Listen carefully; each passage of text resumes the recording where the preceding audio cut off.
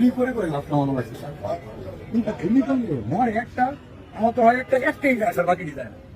এগুলো স্যার সবচেয়ে বড় আতঙ্কের এবং দুশ্চিন্তার বিষয়।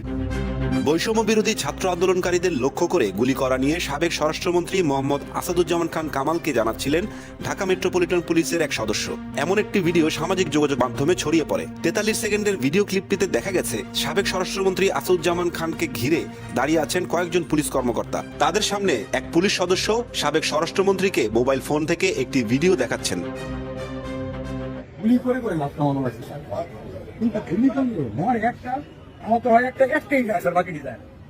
এগুলো স্যার সবচেয়ে বড় আতঙ্কের এবং দুশ্চিন্তার বিষয়। নামাইছে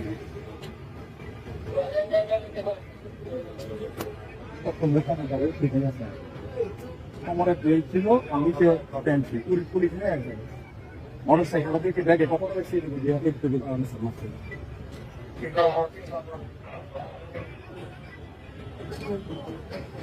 এই মুহূর্তে সমাচারী করার কথা আছে প্রথমে যদি